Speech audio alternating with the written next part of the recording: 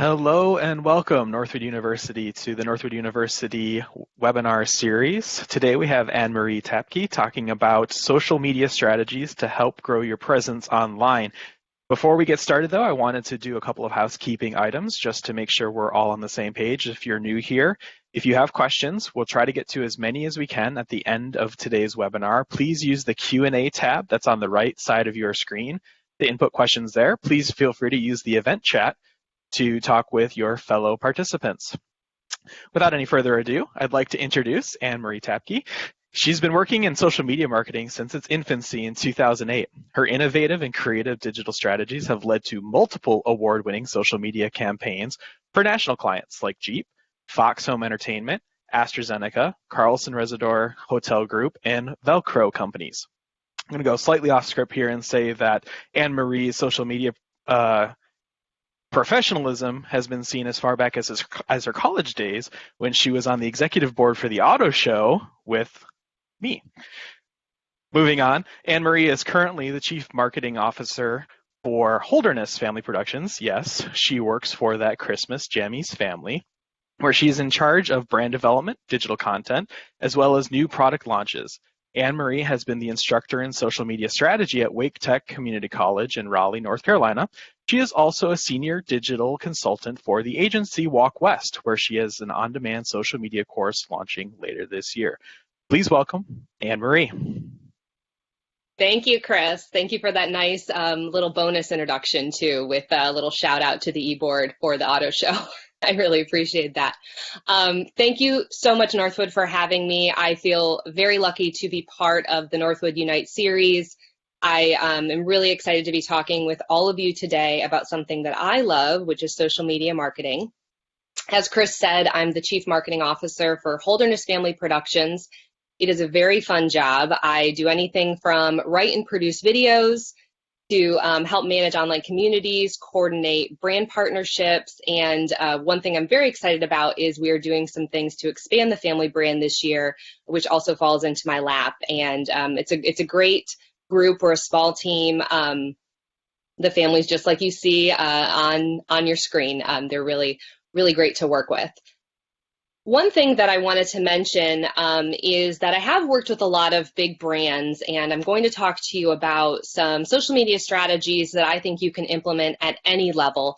It's important to me when I speak to groups to make sure that I don't forget the small business owners and the entrepreneurs, and that's really where I came from being a Northwood graduate. I see value in working for small startup agencies. I've never worked for a big marketing powerhouse. It's always been these scrappy little boutique agencies focusing on digital marketing or social media.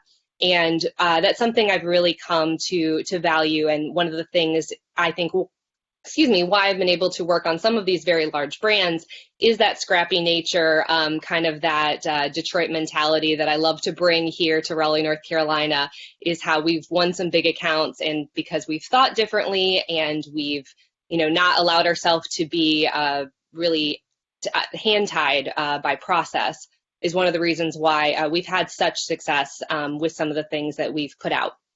So also, as Chris mentioned, I do teach social media marketing here at a local community college. And these are some of the strategies that I brought to that program that I'm going to be sharing with you. If you do work in social media right now, if that's something that's part of your to-do list, that's part of your role, I think there's going to be a multitude of things in here. There's going to be things that will be easily adaptable to somebody who is a small business owner versus somebody who works at a larger corporation and maybe just found one or two little strategies that they can use. If you find one thing today you can use, I consider it to be a success. And I wanted to mention, I do have 3 small children, so if you are a working parent at home and I look very put together, it is all a facade. My husband is feeding them tons of snacks and letting them watch tons of TV downstairs so that I can do this with you here today. So do not feel bad if your house is a gong show, mine is too. Social media, let's talk a little bit about why social media is important, why it's such a phenomenon in our culture. When we go back and we look at how long it took to reach 50 million viewers, 50 million users, back in the age of the telephone, you were trying to reach that many people, it could take you up to 75 years to do so. You start moving forward into television and radio, even the early days of the internet, the AOL dial-up days, which I'm sure us older millennials all remember. That would take about 4 years to reach 50 million viewers. Now you will reach 50 million viewers with one viral video in 24 hours. So that really speaks to the reason why we love social media. It's a way to connect. It's very efficient. From a brand side, a business side, there's a lot of big data that we can look at that helps us to be better marketers, to develop better products. And I want to just make sure that I really hit this home, because a lot of what I'll go through today seems very sophisticated, but at the end of the day, if you are a brand who is promoting good connection, you're really trying to make sure that you are connecting with your users, that you are part of conversations, that you're giving them something that's useful. There's different reasons why people share content. Usually they find it useful, they find it entertaining, or they find it inspirational. If you're doing any of those three things, you're going to have success in social media. And I'll get to more of that here in a second. One big thing that when I've worked with agencies on a retainer-based level, when I've worked with brands on a retainer-based level, one thing we do is we audit all the content they currently have, because we usually find a lot of inefficiencies with how people are using large, long-form content types, white papers, articles, blog posts. You want to find ways to take these and make them into snackable pieces. Sure, you can go ahead and you can link to an article or a blog on your website, on your business website. But what you could also do is you can chop those up into ways to really spoon feed your audience the information as well. And if you feel like you're saying the same thing over and over and over again on your channels, I'll just remind everybody that the algorithms and how long your content really lives online can vary greatly. On Facebook, with everyone home right now, with everyone really consuming a lot more social media, the algorithm of your newsfeed is probably going to be about 12 hours. It used to be about 24. I would argue it's more like 12 hours now. So if you're not hitting somebody in that 12-hour window, if you don't have paid media, it's really okay to talk about your message again later in the week, even in the weeks prior, really coming up after that, because you're going to be able to hit them at that time. If you're looking at other platforms like LinkedIn, that tends to be a little bit more of a 5 business day to 7 business day algorithm in the newsfeed. So you have content there that's going to live a lot longer. When you look, like I said, at that long form content, you should always make sure that it's cross-promoting different channels, that your customer, of course, is at center. But I would argue for any good blog post, any nice meaty blog post where you've done research, you have stats, you've got quotes from people, any white paper study you've put together, even in traditional marketing, any brochure that you've put together, I would argue that you could find 10 to 12 pieces of content out of that in order to really fuel your social media content, because that's going to be half the battle. Half the battle is going to be getting in front of your customers in a meaningful way, time and time again. I went ahead and put together an example, because a lot of times people do not believe me when I say this. And I found an article. I wanted to find something super relevant, so I waited until this week, and I found out that Northwood is actually launching its first doctoral program, which is really exciting. And this wasn't necessarily a blog post, so there's not 10 to 12, but it is a news article that I think is, probably came from a press release. I didn't find the original source. But when you look at this article, you certainly can share it just in its entirety. You can share it as a link. You can provide commentary on it. One thing I teach my students is to make sure that the copy you're putting along with your article is different than the title, and it has a point of view. You also want to make sure that you're brief with that you're only doing about 1 to 2 lines of copy. Too much copy tends to feel muddled unless you're doing some kind of very cool, inspiring series, very like Humans of New York, which is something that's on Instagram. You want to make sure your copy is very succinct. So sorry, not to go off on a tangent, but this article itself, it had 3 wonderful quotes from the president, from the dean, from the chief academic officer. Those are all pieces that you could take and you could use in a visual graphic. You could use a photo with a quote overlay on the top of it. That could be a way that you are repurposing content outside of the article. And you can always do a bit.ly link, a shortened link, with that copy. But it's something that you can use really to create some more rich media on your social media channels. And you could do that through Facebook, Instagram. You could do it on LinkedIn. Another thing you could do is the article talked through the benefits of having this degree and also the process in order to get this degree. And so I'm sure we've all seen infographics, really fun illustrations on how you can make information more digestible to your viewer, to your user. You can actually create small square versions of these through an app called Canva. Canva.com. It's something that we use all the time to create any of our thumbnails. You can actually upload your own brand guidelines in there, your fonts, your colors. You can put in your own media in terms of video and photos. And so that could be a way too that you could actually use some of the predetermined templates, and you could talk through some of those process and benefits in a visual way that provides rich media then to your user.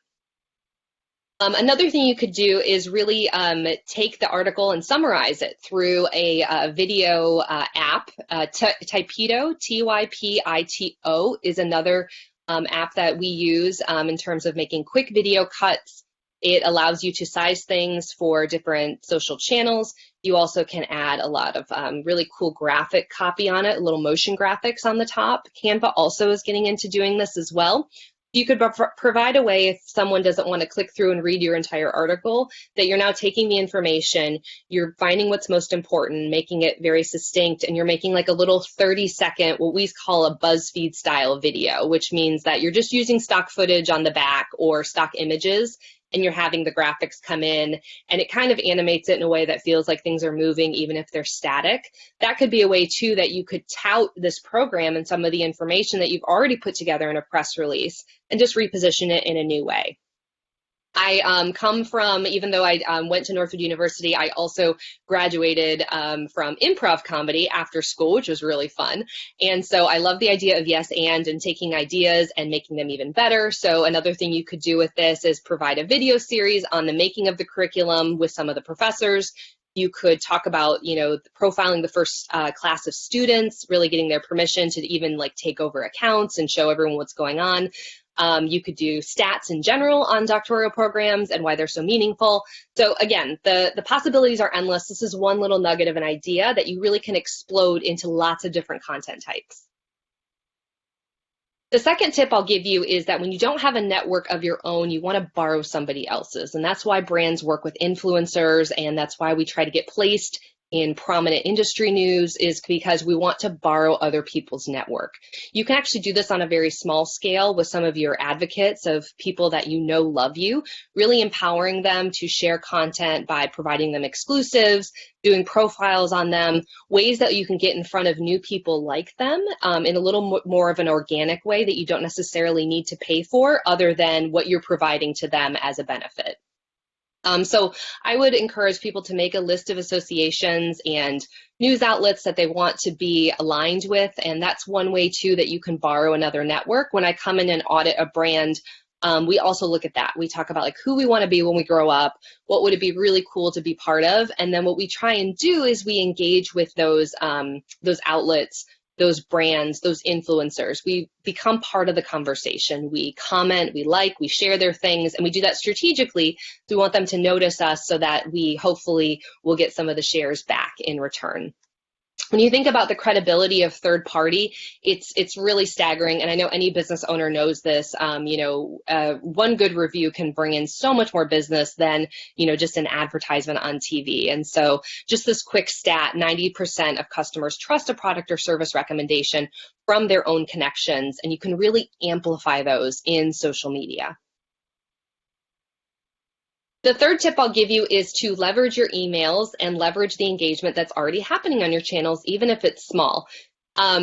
Social media, I know it sounds weird for me to say, but there's a chance it goes away one day. There's a chance that Facebook is no more. That seems really hard to fathom, but hey, we all thought MySpace was going to be around for a long time, and it clearly was not. And so really leveraging your email list, growing your email list. I tell my brands who I work with, and even now in the role I'm in, we put so much emphasis on growing our email list, because that's a way that we have control over our fans and followers. And so you can do this one of two ways. First, you can use your email list to find more people that look like people who already love your brand. And you can do that through creating a lookalike audience in Facebook advertising. You actually upload your email list into Facebook, and it can find people that look like your audience, and you can put different restrictions on top of that, whether you want them to be in a certain geographic location, whether you want them to also have other interests. You can do a couple different things there. You do need to make sure that you're disclosing somewhere in your email list that you are allowing that email address to be used for marketing purposes. So you can research more legal information around that. But typically, we don't see a big problem with something like that. Everything is going in and is encrypted on that end. And so there's not a lot of risk there. And you're really trying to not nail down, individual people. You're just trying, in a general sense, trying to find patterns, trying to find connections and ways that you can really be meaningful to people to connect them to your product or service. Big data and all of that data gathering sometimes scares people, and I might put on a little bit too much of a white hat marketer outlook with it. But I will say that I know that we all know that advertising is always going to exist. So if some of my information can be used to connect me with products and services I actually care about versus the ones that do not apply to me, things that actually could be useful to me, I am all for it. I don't see a lot of breach in my privacy and things that I'm already publicly sharing in order to be connected in that way. You can also use engagement actions. So let's say you put out one of those BuzzFeed style videos I talked about in my first tip.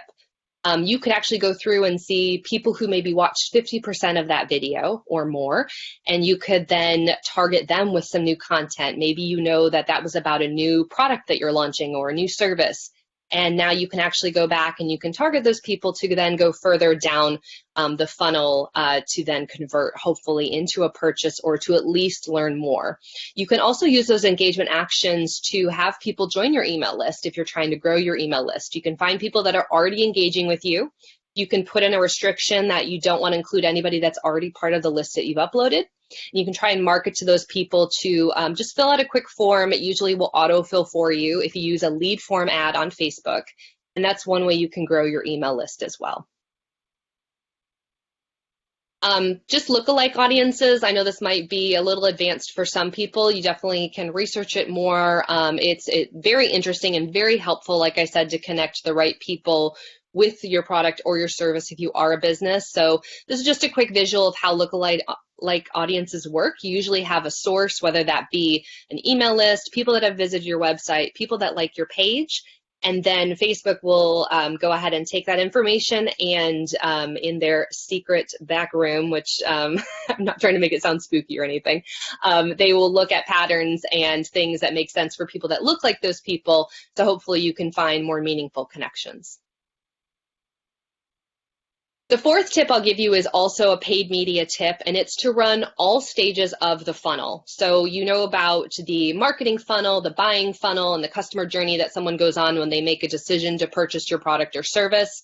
It starts usually with the awareness phase, goes down to really promoting advocacy and loyalty to your brand for someone that becomes a repeat customer. When you are running a Facebook ad, and I'll use Facebook as an example only because they have the most robust interest-based targeting, and you usually get the biggest bang for your buck just because of the volume of people that are on that channel. Something like LinkedIn, you're going to pay a little more of a premium because of that newsfeed algorithm I talked about. So the newsfeed content doesn't live as long. So in order for you to now find space in there, you're going to pay a premium for that because people aren't scrolling as frequently as they are on a platform like Facebook. There's also a lot more ad options in the Facebook channel with the way that they're able to integrate into articles and different things of that nature. But having said all that, you want to make sure that you run all stages at one time. So that means if you're running just a general ad about, general awareness, or you're trying to have some more brand retention for your audience, maybe you're doing this through a video that you have. You'll want to run that at the same time as a different ad that maybe leverages people that have watched that video that are now trying to go to your website. You want to run those two ads with a third ad that is now going to put a pixel on your website in order to get people to remember that they might have something in their cart, or someone that has visited a page to learn more. Maybe now you're asking them to contact you. You're trying to really push them down to conversion. The reason why you want to run all of those at the same time and not awareness here, okay, we've got that one done, now we're going to do conversion, is because that buyer cycle can happen so quickly in social media. Someone that sees something about you, now they have watched 50% of the video, they've clicked through to your website, they've added something to their cart. You want to make sure that you are capturing those people at every single stage, and you want to do that all at the same time. There's been tons of lift studies that show that you want, when you're running several objectives in the Facebook Ads Manager at the same time, you actually get much better results. Like I said before, you can do a lot of based interest targeting with this, very robust interest targeting through Facebook, and that integration with the website is another great way for you not only to create lookalike audiences, but to capture somebody, then to hopefully convert for you. I'm going to show you 2 examples. So this is a real life example. I'm not going to let you know the name of the client, but it's a client that I worked on for about 6 months time. And we did a lot of advertising for them.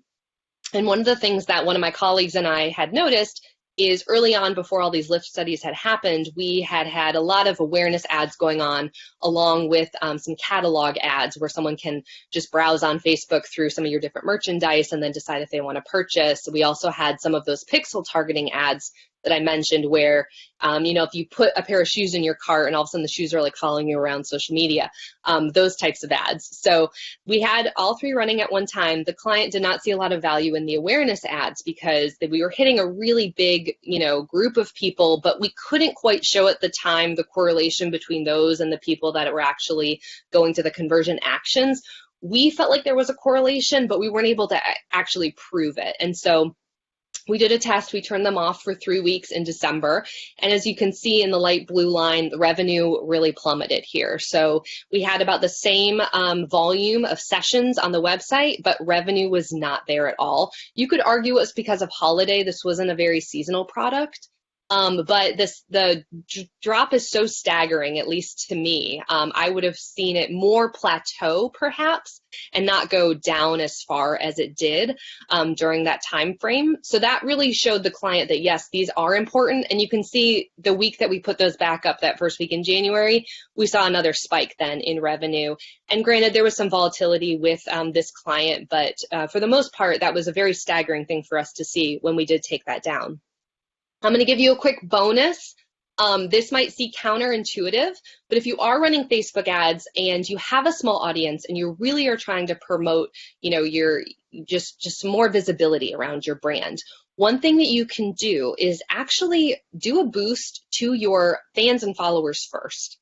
And that sounds very counterintuitive. Like, why would I talk to the people I already have? Like, I already have their ear. Why would I talk to them? Well, there's a couple of reasons. One, there's a very small percentage of your total fan base that's actually going to be seeing your content. So when you think about putting a post out, there's going to be a really small percentage. I'm talking like maybe 5%, 3% of people that are actually going to see your content. And I'm being generous with that. The stats I think now are more like 1.6 or 2%. So you want to make sure that you periodically are boosting content that's very important to your brand, or you can wait till you see social proof on that content. So you can wait till you already see a little bit of influx in shares and likes and comments, and then go ahead and boost that because it has some social proof behind it. If you boost it to your fans and followers first, what that does is it allows for more social proof to happen. And then once you feel like you've gotten some good traction on there, you've gotten more of your friendlies, as I like to call it, liking your content, then go ahead and expand your targeting out to people you're trying to capture. And it's all down to that social proof. So if you see a video in your newsfeed that has 1.3 million views versus a video that sees 100, there's social proof there. You're going to want to watch the video that has 1.3. You're going to want to see what everything's all about. So even if you're a small business and someone sees 2 likes versus 20 likes, that can be a big difference for a local and small business. And so this is, again, another real life example from a client. They actually were an issue advocacy client. I worked on some government projects for a while in my last days at Walk West before I went over to the Holderness family. And you can see we started these what we called stacked buys, where we would stack the friendlies and then the people we were trying to capture. We started those in April, and we had a really good jump in terms of our engagement rate there from 3 to 5%, or sorry, from 3 to 8%. Then we went into May, 10%. June was a monster. It was this weird anomaly. But when we had that stack buy strategy going, we got a lot more traction for a lot less money. The last one I will give you, and then hopefully I'm not too short on time and I can answer some questions. I feel like I've been talking so much. I'm so sorry. But engage, engage, engage. You want to make sure that you're, engaging as much as you can with all of your channels. And I know sometimes it can be really hard, but you're only going to get out what you put into social media. So if you are just talking, about yourself and you're not engaging with others, you're not having a true conversation, you're not emphasizing that connection that I talked about in the beginning about why social media is so important, you're not going to get a lot out of it. Find new conversations to be part of. Make sure that you're inserting yourself in a thoughtful way. You're not always trying to just promote your brand, your product, your service. And really try to make sure that you're allowing for open-ended conversations. And you want more active engagement than passive engagement. You want less of clicks and watches and, people just viewing something. You want more of people liking and sharing. I'm sorry, not liking, commenting and sharing. Those are more active types of engagement. And actually, those are valued more. We speak with Facebook about quarterly. Those are more valued in social media. So something that has a bunch of likes on it versus something that even has a dozen comments, that's going to be, more valuable because it's a more valuable engagement action. So I've given you a lot to think about. I hope there's one thing you can take away. And I hope this is not how I look to you today. Sometimes when I get really passionate, my teams make fun of me that this is me in front of the whiteboard. But yeah, I'll open it up to any questions. Oh, thank you so much, Anne-Marie. That was really, really instructive. We have quite a few questions, so I'm going to start going on.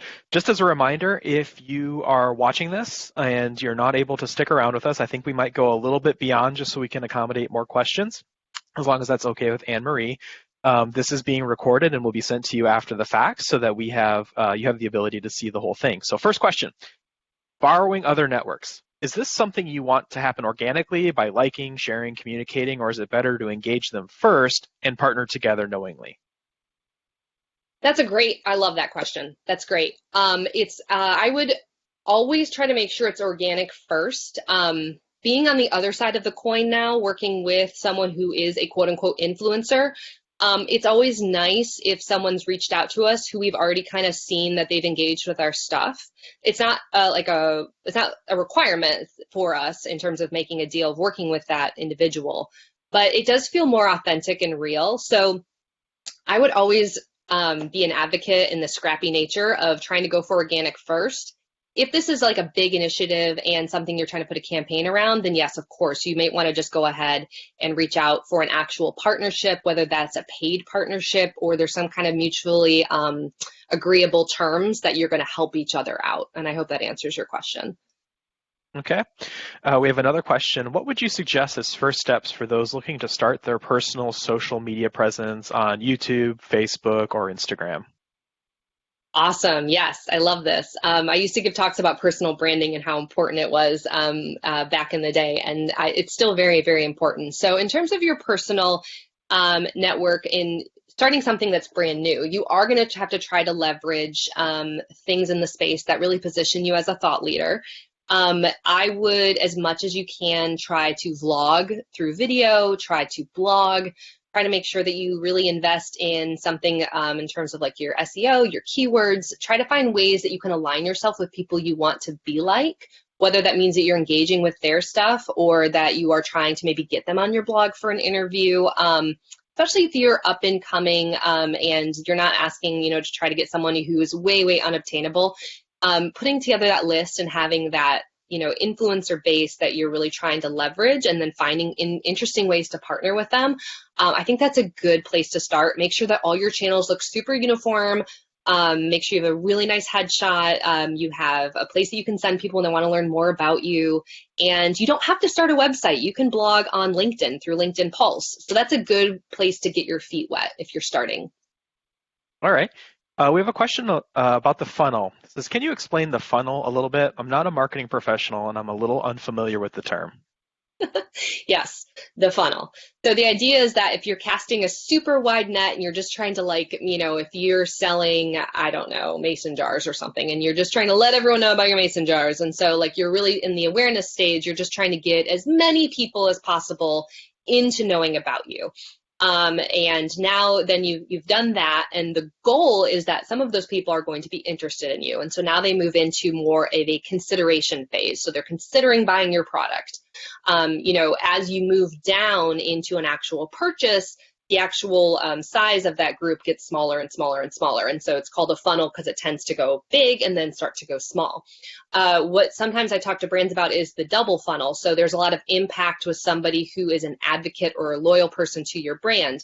And so I would argue that when you're doing that big, casting the wide net at the top, and you're trying to get them into conversion at the pinnacle of purchase, that there's actually a double funnel that happens, a reverse triangle, if you will, at the end, because anyone you can get through there that's purchased and loves you and is loyal and is an advocate and is only going to buy your product or service, at the very bottom, you can actually activate those people to then funnel back at the top. And so those people are really, really important to find, and to find ways to work with them and make them feel really special so that they actually go and sell your product or service for you. Okay. We have someone who's really interested in getting into the weeds here, Anne Marie. So Let's hold do on. it. I love it. There's an acronym in here that I'm not familiar with, so I'm going to leverage you. What kind of average ROAS do you typically see between all of your funnels? In my experience, I find difficulty seeing more than a 2 to 3x ROAS, but when you add up all the costs for a small business like mine, it's difficult to justify less than a 4x ROAS unless you are really volumizing your sales. Without knowing about 80% of what I just said, I'm going to leave it to you. Yeah. Okay. So no, that's a really, really good observation. And I think so it'd be interesting to know, so you said that, you don't see a big return really on some of the activities that you put out. You want to make sure that you're getting like a four times the amount of your return as you're putting in for anything that you see that you feel like is viable, that you actually can utilize. What I would suggest then is, if you are not seeing there, and hey, social media sometimes doesn't work for all businesses. So what I would look at is, are there ways maybe that you can utilize it at some of the beginning and the ends, like bookend it a little bit, where you're not looking for a humongous return and there's not a huge lift. So can you use it more on a customer service side of things, where you're just really trying to help people that already love you? Or can you look at the just the casting wide net stage, and then you just try to get them to push in something in terms of finding you and calling you later on. Without knowing the exact business that you're in, I am failing to give you really good advice. But I think bookends is a good way to go. And actually, if you could just maybe put your email into Chris, I'd love to ask you more questions about your business, and so that maybe I can help navigate what would be the best option for you, because it's a really thoughtful question. Okay. We're going to take a couple more questions. As a nonprofit, how often would you suggest us post to Facebook? Very, very good question. So never throw things up just for the sake of doing so. Always make sure you have a plan. Remember that you might feel like you're saying the same thing over and over again, but there's so much noise that you're competing with that it's actually okay if you're using different ways, different visuals, different rich media, like I talked about, using Canva, whether you're doing some infographics, whether you're doing some really pretty quotes, videos, if you're repositioning information in different and engaging ways, it won't feel like you're saying the same thing over and over again. So how often should you post? A good rule of thumb is about 3 times a week at minimum. That would be approximately every other business day, like Monday, Wednesday, Friday.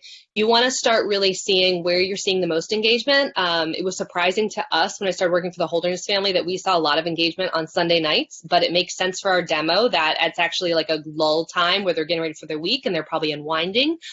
So we actually had a phase where we did a lot of things on Sunday nights because that seemed to be good for our demographic. You can also post on that channel as often as every day. Because of the algorithm, how long things live, It's okay, I think, to post more frequently. You'll see brands that are having great success with posting multiple times a day, especially news outlets on there because of the way everything is changing. So if this is a busy time for your nonprofit, if it's something that's topical and timely, I would say go ahead and post a lot more frequently than you normally would. If it's status quo, maybe shoot for 3 to 4 a week and experiment with days and experiment with times, and that'll help your content to go further for you. All right. We have another question. Looking to promote my podcast using Facebook as part of my marketing plan. Is there a way to show snippets from a podcast on Facebook? Yeah. There totally is. So one thing you could do, which would be really fun, is you could experiment with Facebook Live. Facebook used to put a lot of emphasis on live when it first came out, and then it went away for a little bit. But they are putting more emphasis on it now because they've just figured out how to do advertising on top of lives. So that is brand new information. We just tested it last week. And it was really cool. So I would suggest maybe for your first podcast, or you pick one that is you've got like a really great guest, experiment with a live or try to capture some of it in video and then maybe edit out a couple snippets for a preview, pushing people then to the podcast. Another thing that helps us to get new listeners on the podcast is we write an accompanying blog. That's great for SEO. We put all the links in there to wherever you want to listen, and we tend to get a lot of users that way. So that might be a good way to promote things via Facebook. Okay. And I think this will probably have to be our last question just because of our time and your time. So we want to thank you first. But this person seems to be playing a little bit of inside baseball. How did you get Barack Obama to follow you on Twitter? Oh my gosh. I just was on Twitter early. Like, I swear, like sorry, I got really excited there. Yes, he follows a lot of people on Twitter. So don't get all excited that like me and Barack are like homies, although I wish we were because I like love him. I think he's great. And so I don't know. I have no idea. I was on Twitter early and I followed and engaged a lot more than I do now. So if you're on my Twitter now and you think it's pretty lame, it is.